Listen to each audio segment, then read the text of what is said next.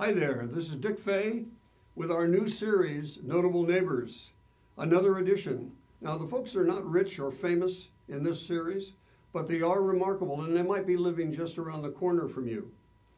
Today, we're back with Chapter 2 on notable neighbor 99-year-old Jack Goetz.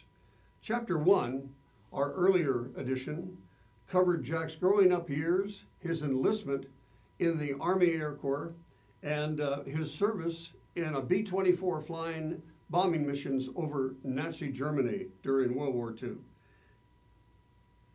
In today's final chapter, we find out what happened to the aircraft, the B-24, and the crew, and much more about this remarkable fellow, Jack Goetz. I wanted to ask a question from Chapter 1. This is Chapter 2 now. But the question for Chapter 1 is, what happened to the B-24 and the crew that your crewmates, you weren't on that flight, but it went over Germany on a bombing mission. But it disappeared, and that's the mystery of it all. Yes. And I don't know if that was ever resolved. Yes, well, I told you at that time when we were talking. Yes. That they were just gone. Gone. And after the war was over, I still didn't know, because there really wasn't any way for me to find out unless I went to Washington, D.C. or something. Oh. So I just began to lead my regular life, and time went by, and I found myself not really interested in finding out what happened to them, because it made me feel better not to know. Oh. And that way they sort of stayed alive in my mind. Yes. And it wasn't until many years later that I was in Savannah, Georgia, and my sister-in-law told me there was an 8th Air Force Museum in town. Oh. So we went to see that, and it was very interesting, and I found out there that they had records. So I went to the library there and told them my story, and they showed me a book, official records of what had happened to them, and there was a list of my crew members all killed in action. Wow. What was interesting was that they were wrong about what happened to them, though. They said that it was very old records, and they thought that the crew had flown to the North Sea and been lost there.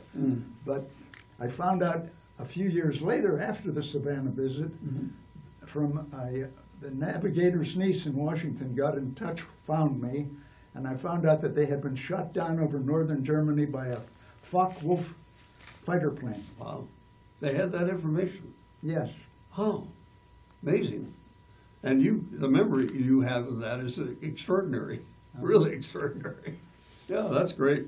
Well, then after World War II, that was after World War II, of course, and then after World War II, you started your college, or went to college again. Well, the GI Bill had just come in, which was lucky for me. And for me. So I was one of the first people on the GI Bill to arrive on the campus. Okay. The war was still on. I got a degree from Penn State in journalism. Okay. And while I was at Penn State, I decided to take the summer off by going out to California between my sophomore and junior years. And while I was in Los Angeles for the summer, I had summer jobs. And one of the jobs was as a driver for a rich couple in Beverly Hills. Okay. Which led to a lot of interesting experiences. One of them, for example, when I was with them, they took me to the famous Ciro's nightclub. Which one? Sorry? The Ciro's nightclub. Oh, yes. Okay. In Sunset Boulevard. Yeah. And they would take me places like the Museum of Art in Pasadena. Yeah. And dinner with wealthy people. Yeah. So I had an interesting summer with them. Yeah. And about Ciro's, we were in Ciro's, and I went to the men's room, and on the way back, I fell over a commander in the Navy. And when I looked down at him, it was Jack Dempsey, the famous fighter. No kidding. Yes. So I had some interesting experiences at that time. Wow. Not too many people saw. You said you fell over? Jack Dempsey, he was was crowded. Oh. And I was making my way through the club at night in the dark. And suddenly I fell over this guy, and it turned out to be Jack Dempsey. And he helped you up, did he? I don't know. Well, I guess he found a lot of people that were on the floor when he was around. Yeah. But now, and did you get a touch of your career when you were doing apprentice work, or was it just well, familiar? after I got out of after I graduated from Penn State, yeah. The baby was on the way. We had a son at that time. You and Jane. Yes. And so I had to find jobs that just paid well for a while. Okay. And I did that for a few years. I was a time study engineer and so forth. And I was a purchasing agent for a little bit. Oh. But I was looking for a job in journalism that would pay. And it ended up that I was in Canton, Ohio. And a friend of mine got a job with the new Goodyear aircraft division that was getting into the space division and had a big aerospace contract. Okay. So I drove up there and applied for a job. In fact, I didn't even know that they would hire something called a technical writer. Yeah.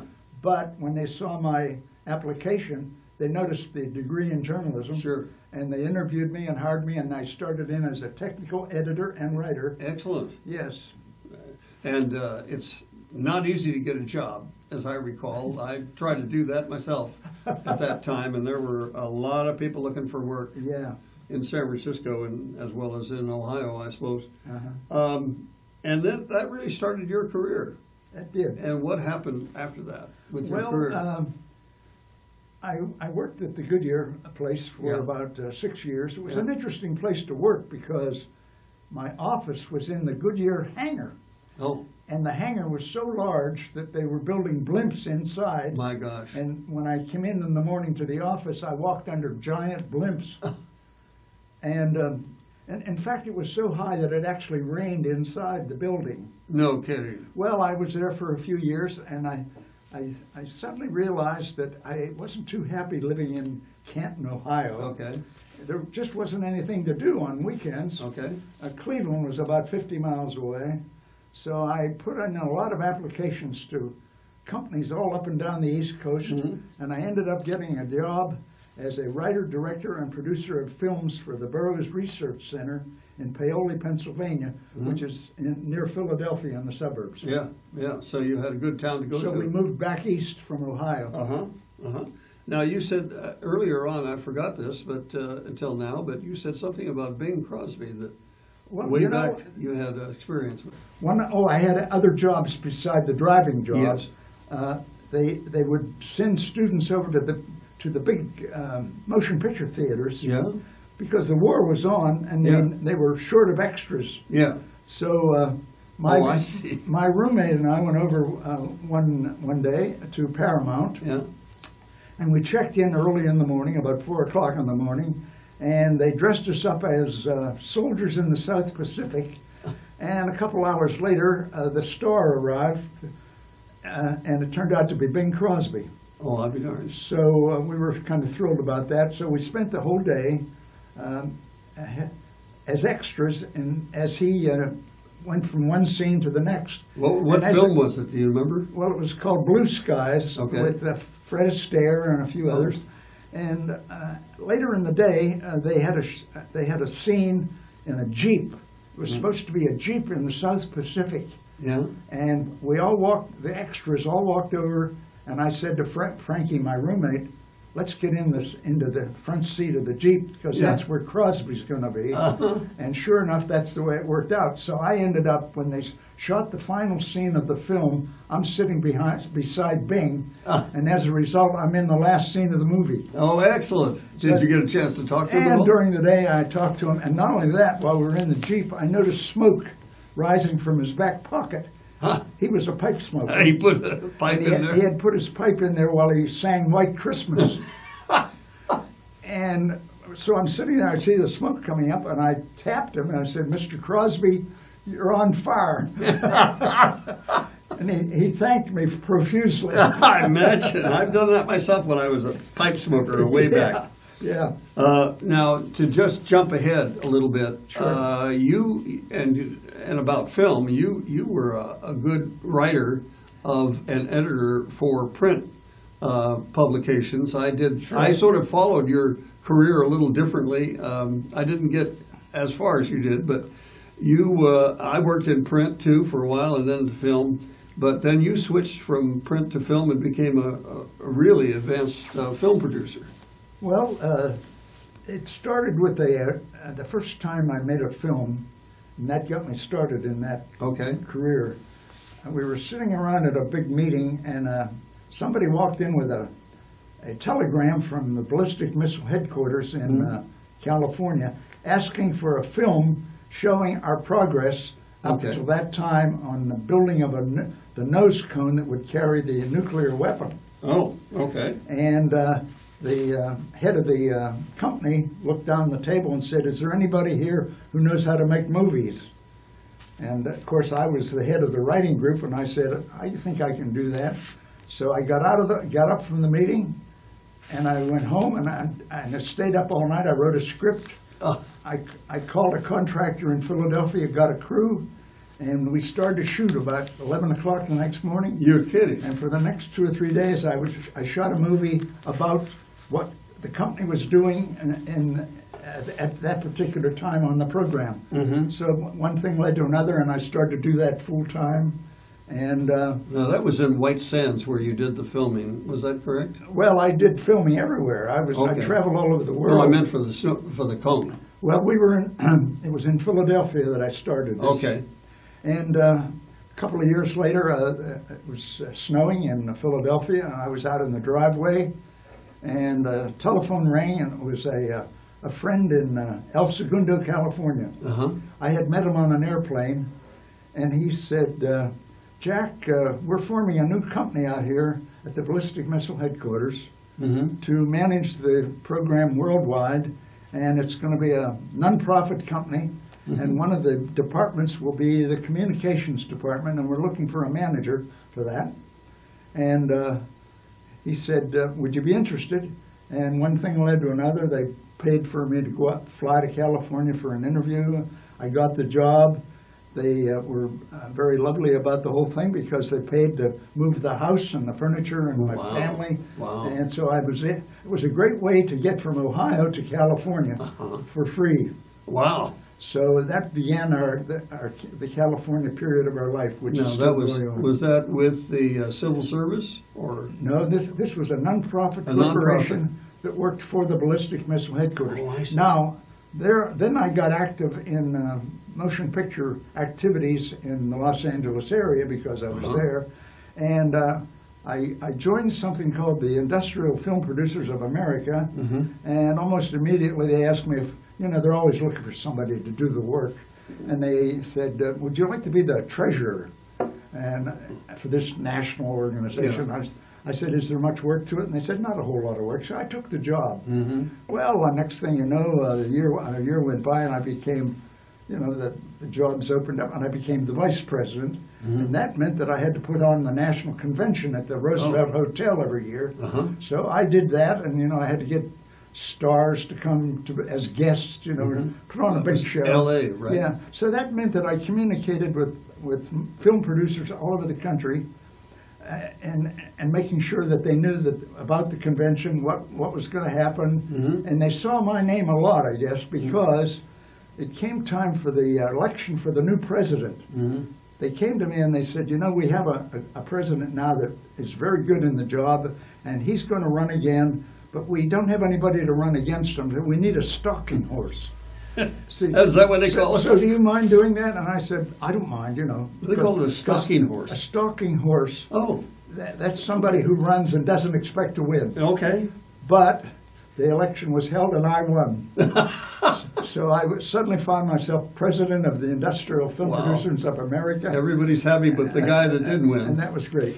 So then that meant that at the big national convention, I was up at the main table, and I had to give a speech, and so it was fun. Excellent. And then later on, you went up to Malibu, didn't you?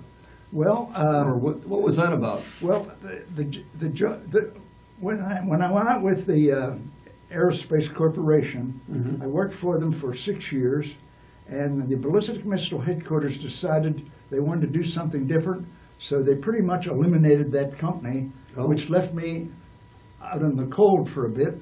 So I took a temporary job for a while, and I looked for another job, and while I was looking, somebody suggested that I should put my name into the Federal Management Register, which I did. And then I continued to work as a senior writer for a short time, and I got a letter in the mail from the United States Navy, and they were looking for a manager for a big new communications department that they were setting up at the Pacific Missile Test Center on the coast north of Malibu. Okay. I went ahead and applied. I didn't even know the place was there, but I drove up the coast, applied for the job. I had to compete against about 15 others from around the country, Wow. but I got the job. Excellent. Now, that meant, though, that I had to move. My home was on the Palos Verdes Peninsula, which is south of L.A., and I had to move up toward Malibu so I could drive up the coast to work. And as a result, I got a beautiful condominium on the cliff in Malibu, and it turned out that it was next door to the John Paul Getty Museum. Oh, yes. Yeah. Or John Paul Getty estate at that time. Later, he built a museum there. Wow. And so you, was that, now you said you got a house there. Was it a house or? In Malibu? Yes. No, I had a condo, a big condominium, and it was very nice, ocean view. And what was also fun is that we were, well, I used to tell people that the poorest guy in the world lived next door to the richest guy in the world. You mean Getty, yeah. Yeah, but we were neighbors of the Getty estate, and that was nice because they wanted to have good relations with the neighbors there in Malibu. So they would have concerts, and they would invite the neighbors all the time, and it was wine and caviar and the whole thing, and all for free. We really enjoyed being his neighbor. Wow. That's amazing. Now, you told me at one time that you saw some amazing things, like the first Atlas rocket launch and stuff like that, and then there was one about the big weapon. Well, when I was with General Electric in Philadelphia, and I was the producer, director, writer, I was doing everything. Okay. I took a cameraman. They sent me over to England because our nose cone was on the front end of an intermediate ballistic missile, because at that time the Cold War was on with Russia, and the only way we could reach Russia with our nuclear bombs was with an intermediate missile based in England, because it could reach Moscow from there. So because our nose cone was on it, they wanted me to go over and do a film about that. So I did, and when I arrived at this Air Force base in England, the colonel of the base said, "What can I do for you? Anything we can do to help you do your filming?" And I said, "Well, I would really like to get some footage of this." The missile at that time was in a horizontal position with a big shed-like a structure which rolled back away from the missile. Then the missile would come into firing position and so forth. So I would like to get a film of that with our nose cone on the front holding the bomb. So he said, "We can do that." So I went out into a field nearby where the missiles were, and he had told me to make certain signals. So I found myself out in the field with the #1 weapon in the world at that time, defensive weapon. And all I had to do then, my cameraman was ready, when I went like this, they rolled back this big shed, and then I went like this, and the missile rose into firing position. And I said to my cameraman, "For God's sakes, don't yell fire or we'll start World War III. But you got the shot. But we got great footage. Now that was with GE? That was with General Electric. General Electric. Okay, that's great. And then this rocket launch, the Atlas. Well, I was still with them, and I was also I was making trips down to Cape Canaveral a lot. Yes. I used to be down on the towers, in those early days when the missiles were blowing up on the pads, and you never knew whether the damn things were going to get off the ground or not. Yeah. But I happened to be down there on the night that the first Atlas was put into space. That it was the biggest space vehicle that America had put into space at that time. And when they put it up into space, they put the whole missile into orbit. Oh, and okay. it would fly around for 3 times. And what they did is they had President Eisenhower's voice broadcasting from the missile. Oh, amazing. So I was there the night this thing fired, Wow. and it got dark, and it was an interesting experience because you're standing there in the dark at the closest place we could be that would be reasonably safe. And they had spotlights on the Atlas missile. And when they do the countdown and say fire, you know, the noise, you cannot believe how loud that thing is, and the smoke and the fire, and it claws its way up into the sky. And it's so noisy and so magnificent that I could feel my kneecaps vibrating from the pressure from. Wow. So I had picked out a place under a truck I was going to run and jump if the damn thing fell over and came across the field at me. Oh, but you're still here. Yeah. Wow. And then eventually you moved up to, you moved to Malibu, of course.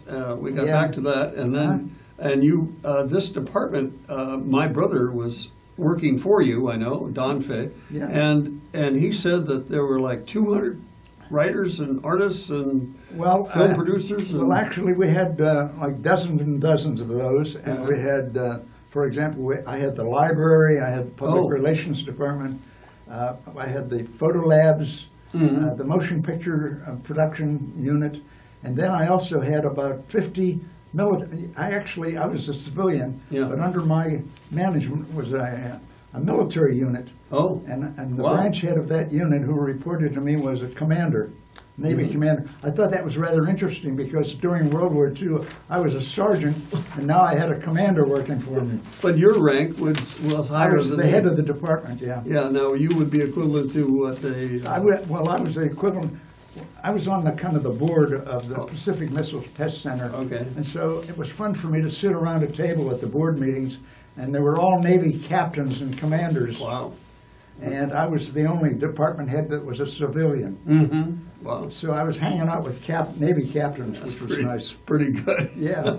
Now, during that time, you were running that department, but then you became interested in painting. Well, pretty much late in my career, when I was getting up to be, I was in my 50s by this time, but I always was doing drawings and fooling around with art in some form or other. But doing cartoons? Were you? Actually I didn't, but although I was at your brother's house one night. That's right. And he asked me to do a cartoon of his daughter, and I did, and he liked it. Now, I didn't remember doing that later on, but he never forgot, which was rather nice. Yeah. But what was nice about it is that your brother is the one who made a suggestion to me. He said, you know, Jack, I noticed that your drawings and watercolors in your office, you know, you've got a little talent there you ought to develop. And he said, I happen to be studying with a famous painter in Los Angeles named Sergei Bongard. And he's a very flamboyant guy and very talented, and he's known as the artist to the stars because he used to take Jimmy Cagney and Eddie G. Robinson on art trips to Europe because they wanted to learn, and he was the guy who could teach them. So I began to study with Sergei, and to give you an idea what I knew about painting when I started with him, a couple of years later, or maybe it was just a year later, we were up in Idaho at one of his seminars, and he was giving a painting demonstration before a lot of people. And it came time to put my painting of the day, I was a student with him, up for his analysis in front of the crowd. Yeah. And he said in this Russian accent, he said, this man came paint with me 1 year ago. He didn't know paint from borscht. But as you can see, he has made much progress. And I studied with Sergei for about 6 years until he died of a pretty deadly disease of some sort. Yeah. And but I kept on studying, and I studied with people over the years, with Ted Gershner and Robert Schultz, who had a big art school in New England, and Jerry Fresia in San Francisco. Oh. And I always enjoyed going and being a student with these guys. Now, this was when you retired or No, when you were still working? I was coming up on retirement, Oh. and then it flowed on. Then I retired right in the middle of it, and I just kept studying with these various people. And I was 62 at that time. And I also, when I retired, I lived in Malibu. So I enrolled in Santa Monica College. Okay. And I decided to take everything connected with art instead of when I was at Penn State, it was all about writing. But now I wanted to concentrate on art. So I signed up and I took classes in oil painting and sculpture and even ceramics, which was an interesting business. Yeah, and I took all of those courses, and while I was there, I decided to take up the study of languages. So I took 6 semesters of Spanish and 6 semesters of French, and that led to other kind of interesting experiences because, in fact, when I first started to study Spanish, I hadn't quite retired yet, but I was able to get a couple of weeks vacation when the Spanish teacher one day announced that he wanted to take a group. He and his wife, who was a travel agent, were going to take a group of students down to Mexico to live, and we would all live with families in Mexico. And we would go to school in the morning and study Spanish, and we would get a lot of Spanish experience living with the families. Yes. So that sounded fascinating, and I signed up for it. Okay.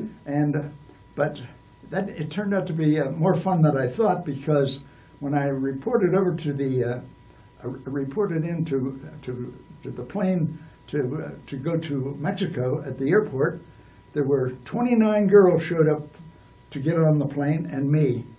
I was You're the only kidding. guy. Yeah, I was a young school teachers. And I thought, this is going to be an interesting trip. That's a great thing. When we got there, I had in mind that I was going to be staying with a family of a nice Mexican family, with a young, simple family with a lot of children and a little house with a thatched roof. I had all that in mind. Yeah. When I got there, we went to Cuernavaca on the bus after we landed in Mexico City, and the professor handed us slips of paper with the address of the houses that we were going to stay in with these families. And I took my slip and I got in a cab and I went off into the dark, and the cab driver pulled up on a street, and I looked and it was dark, but I saw these great white walls. I didn't see any little houses with thatched roofs. Yeah. And I said, "Are you sure this is the place?" He said, "Yes, sí, señor." So I got out and he left, and I went over to this big gate, closed gate, and I knocked, and I heard people talking, and I heard a dog breathing or panting on the other side of the wall, and I heard this little voice. It was a servant. She opened the door. "Oh, señor, yes, entre dentro." So I go in, and there's a man standing up by a big, beautiful California-style house, and over on the left was a swimming pool and a garage. This was not what I had anticipated for the family that I was going to live with. No, no. And he spoke to me, and he said, "Welcome to my house, Sir Jack," Yeah. in an Italian accent. Italian. I thought, I think I must be at the wrong place. But no, this couple were there, and their son was away, and they had an empty room, and they'd made it available for one of the students. So I spent my time with that sophisticated couple for the 2 weeks I was there, and their daughter was there, who was 20 years old, and she had been Miss Morelos the previous year. Wow. So this beautiful girl and this interesting couple. And he, by the way, he was not only Italian, but he was ex-mafia. Oh my gosh. He had been deported from the country many years before, and she had been an opera singer. So I had a very interesting 2 weeks with that family. Outstanding people. I mean, different, that's for sure.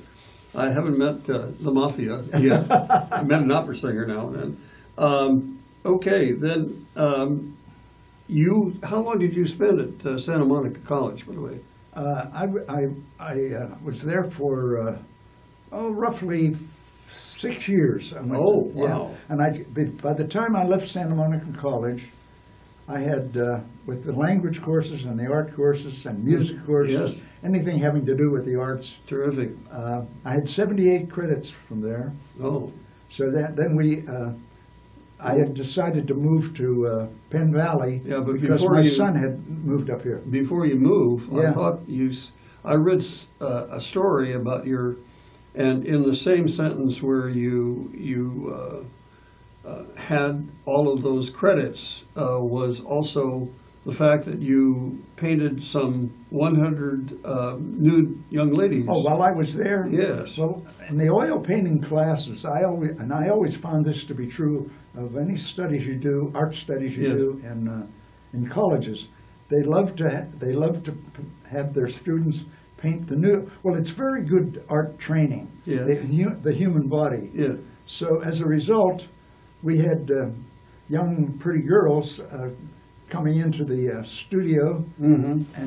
and we all got ready to paint them, and a pretty girl would walk to the front of the room and drop off her dressing gown, Mm-hmm. and then I was able to go home and tell my wife that I had been looking at a nude girl all morning, and she couldn't complain about it because it was all for the sake of art. For the.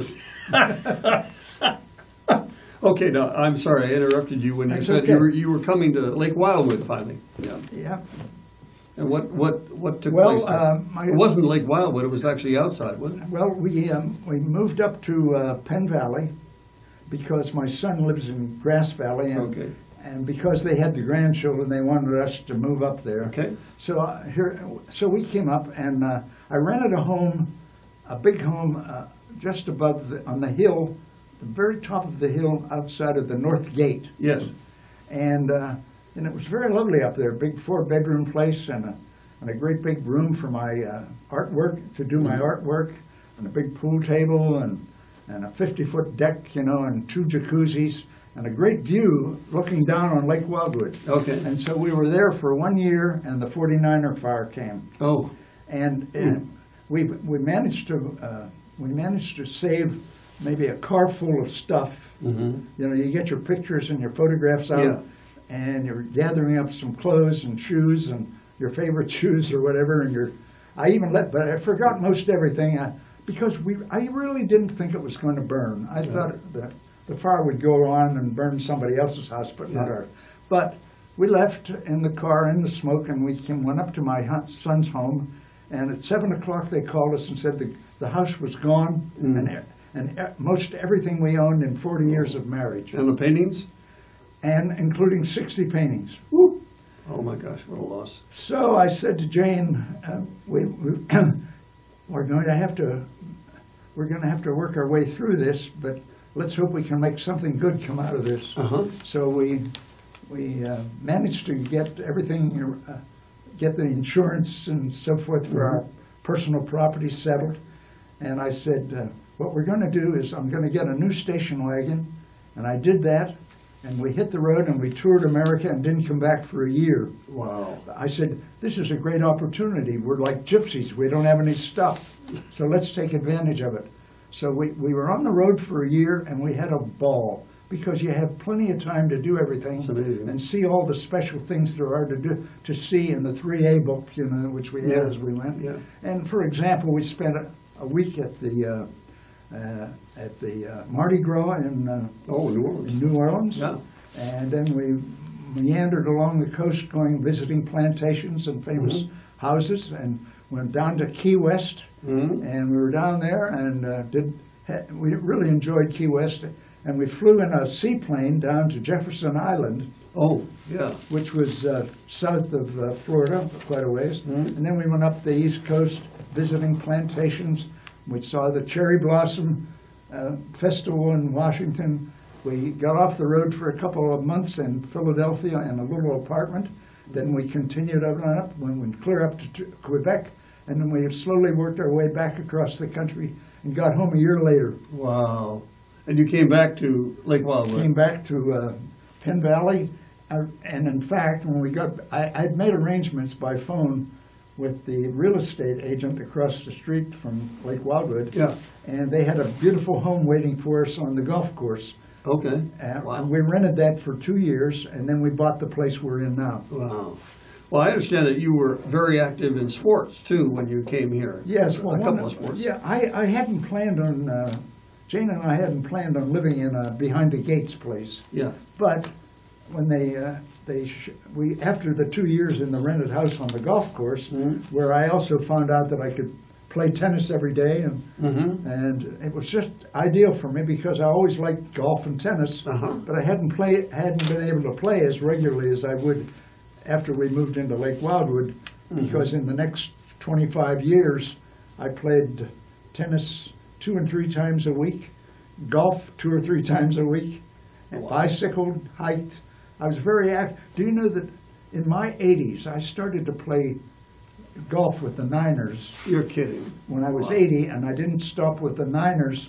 My last set of, I played for 10 years and I got bored with the course, and I stopped playing golf, but I continued playing tennis until I was 96. 96? Yeah. And that's a injury-prone sport, too. Yeah, well, it's a little dangerous. I Yeah. toppled a few times. You know, Yeah. you jump in the air to get an overhead smash, and you end up on the cement dune. I have done that, and that's why I'm not going out for it right now. But I admire you for doing that. But I do think that all that, in other words, I was more active physically in sports in my 80s than I was when I was a teenager, and I was very active then. And how old were you when you took the mountaineering courses? Well, I think you did. that was back when I lived in Malibu. Okay. And my best friend was 30. I was 50, and he was 35, but we were partners in tennis. And we started, and I got involved with the Sierra Club, and I took a mountaineering training course, which lasted for 10 weekends, which was very strenuous. But I learned a great deal about hiking and mountaineering that rock climbing were very valuable. You know, and for our final exam, we climbed a 13,000-foot peak in the snow. Wow. And what was the name of that peak? Do you know? Do you remember? I don't remember the actual name. We were referred to it as Mount Everest. Oh, I see. Well, and then you also climbed Mount Whitney, didn't you? Well, after I got the experience of hiking and climbing with the Sierra Club, my buddy on my birthday, we were on my deck in Malibu, and he said, "Jack," he said, "you know, you're 50 today, but he said you're in good shape, and we've done some pretty interesting hiking. Why don't we go for the Big Kahuna?" That's what he called Mount Whitney. Okay. And I said, "Mount Whitney? How high is Mount Whitney?" And he said, 14,400. I said, "Well, you know, I'm 50, and you're 35, and an ex-Marine, and maybe you'll do better at that than I would." He said, "Hey, you're a tennis player, you can do it." So a couple of weeks later, we found ourselves climbing Mount Whitney. We hiked up Mount Whitney, and we climbed to the 12,000-foot level, and we had a little tent with us. And when we got to the 12,000-foot level, I started to get altitude sickness. Yeah. And we pitched our tent in a kind of a rocky valley where there were a number of other hikers getting ready for the big. They would make the final ascent in the morning. So I couldn't eat dinner because I was so sick. But so I went to bed, and he woke me at 4 o'clock in the morning, and it was dark. And he said, "How do you feel?" And I said, "You know, I feel pretty good." Next thing you know, we did 90 switchbacks from that little area there up to the trail at the top of a cliff, and then you were on a ridge for the next few miles, and it wound up to the 14,400 foot level. And when you get up there, the view was fantastic.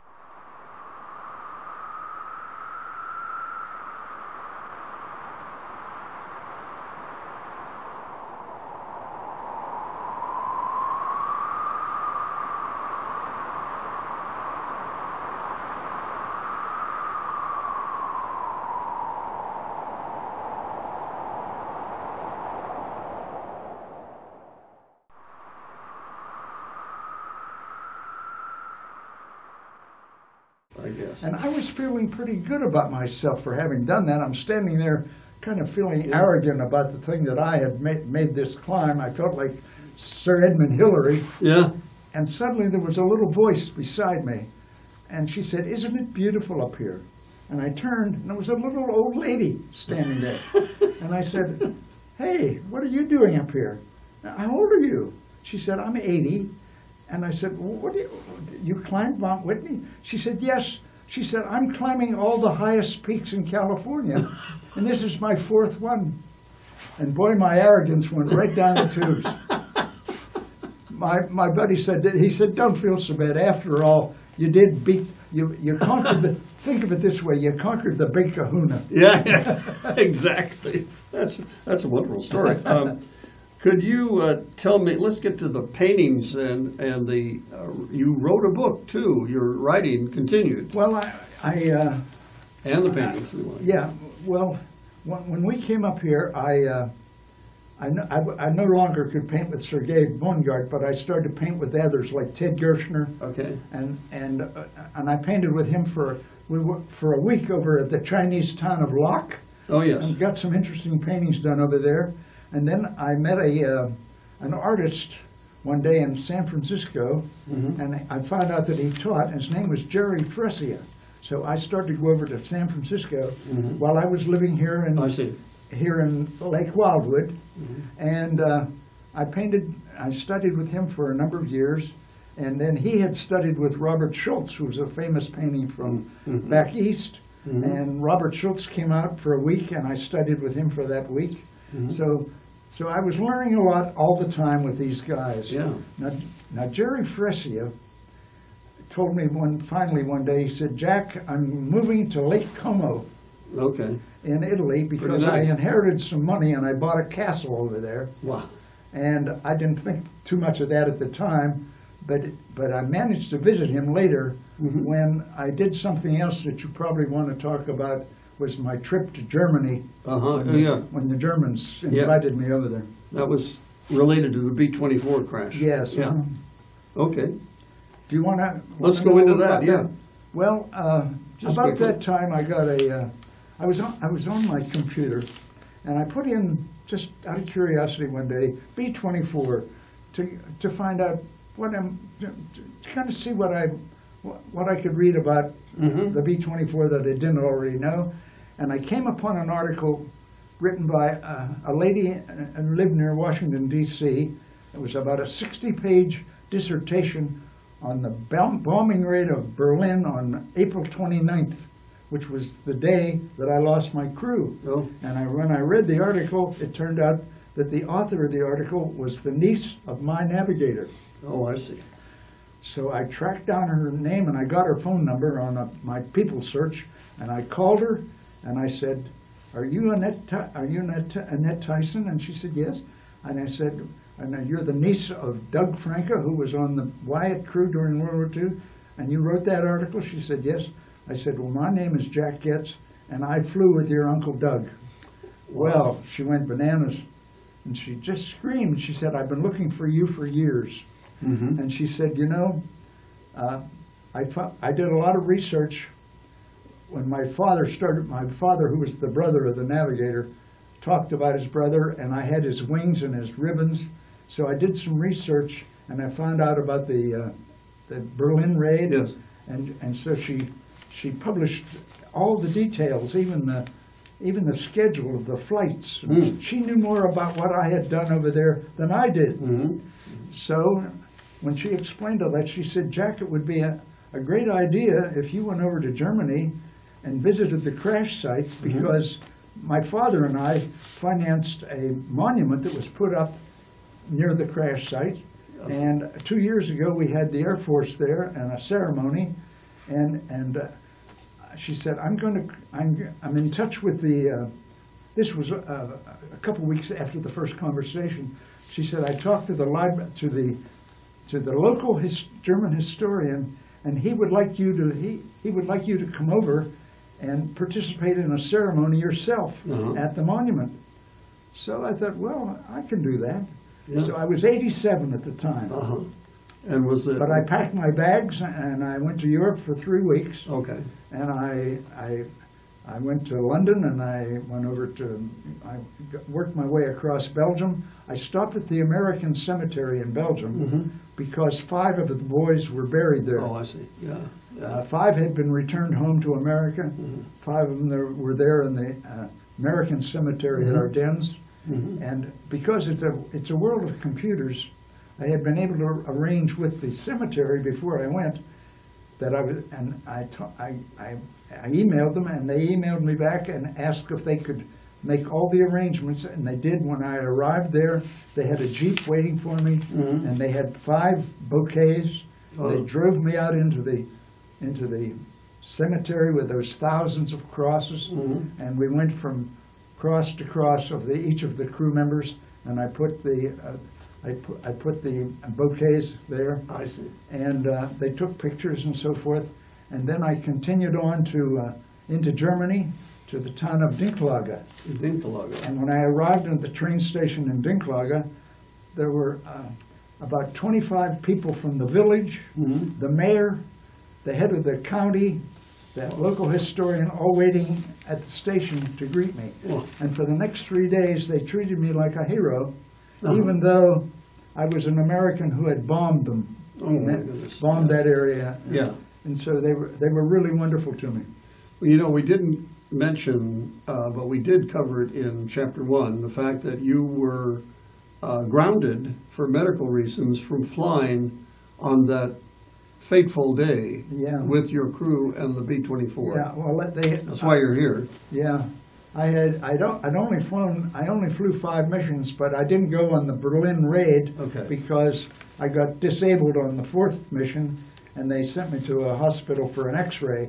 So I was getting an X-ray while they were in Berlin, and that day they didn't come back. Okay. Well, I just want to cover that. Yeah, sure. Now, going back now to, do you have that book with you, the one you wrote? Well, I have it in my jacket, wherever that is. Okay. Well, we'll get that and we'll show it at the end of this interview. But tell us about it. Well, how the book started was that when I was about 5 years ago, I was playing tennis, and Mike Lambert, who was the head of the writers group, had heard that I had been a writer in the aerospace business, and he said, "Jack, do you still do any writing?" And I said, "I haven't, but you know, I have a degree in it, and I really like to write." He said, "Well, I have a magazine that we have, Lake Wildwood Magazine, that's online, and I'm looking for somebody to write short stories and memoirs and so forth. Could you do something for me?" So I said, "Well, I already have something written about my experience going back to Germany to visit the site of the crash where the German fighter shot down the crew." Yeah. And so I did that, and he liked it a lot, and he had it in the magazine. And he came to me and he said, "Could you write me something else?" So I wrote a little story about the day with Bing Crosby. Yeah. And he liked that, and then I wrote another one, and then I decided I didn't want to write any. I did the climbing the mountain and so forth, and he published that. So he was my biggest fan, and he said, what else can you do for me? So I decided to invent a detective who inherits a house on the lake, and I started to write mystery stories that take place in Lake Wildwood. Okay. And because this young detective lives in Lake Wildwood, he gets assigned to the cases. And that's what the story. So I started to write those stories. So there were about a total of 9 stories got written. Okay. And then Mike moved to San Francisco. All right. And a couple of years later, he got in touch with me, and he said, "Jack, you know, I really like your work." And he said, "I think you ought to put them in a book." And he said, "I'll publish it for you." Okay. So we worked together for about a month and a half together on the internet, and it turned out to be a book called From Makeup to Murder. Okay. And it's for sale on Amazon. Okay. Well, now we have to rush along a little bit to get to the paintings because we're going to run your paintings, a selection of your paintings. I know you have about 200 of them in different places overseas, and you have several here. Well, actually, I've painted a total of about 250. And Okay. I have about 100 in houses scattered across the country in America, and I have about, excuse me, I have about 6 in homes in Europe. Okay, and you have quite a few here. And then I have a few here because I have 40 upstairs in my house Yeah. and 40 in my gallery. Okay, and I've got one of them, and I know other people have got more. Yeah. Okay, and we're going to run a selection of those at the end here, just to show people what Okay. they're really very, very good. Oh, that's very nice of you. Thank you. Yeah, and I think we're going to run some of the abstracts that you're doing now too, which is kind of interesting because I know you wanted to go to that. Well, I just started to do that recently because, when your eyesight starts to get a little fuzzy, it turns out that if you do abstracts, I don't have to look for the details. Okay, okay. Well, we'll do that, but I think right now we want to say thank you for a great time here, and I really enjoyed talking to you about all these different experiences you had. They're just marvelous, and I'm reminded my brother has mentioned the fact that one of the great things besides your painting, he's a fine painter himself, and pretty good, I would say. Oh, he is. He's a professional. Yeah, well, you're darn good, according to him. But what he really stands out for him, is the fact that you really know how to live. You really have a great way of living, and he appreciates that. Well, thank you. I hope everybody does that too. But I have enjoyed doing stuff. Oh, you've done a lot of stuff too and 99, and you're going on 100 here. That's pretty amazing. Yeah, I'm starting a new life next year. Okay. Well, that's great. It's great to have you here, and I appreciate talking to you, Jack. Thank you very much. Yeah, it's been great. Sure. Yeah. Okay, thanks for watching this interview. I think it's one of the good ones that we've had, one of the really good ones. And Jack has been great for us. So be sure to watch the next one we have on notable neighbors. And Jack is certainly one of our notable neighbors. Thanks a lot for watching.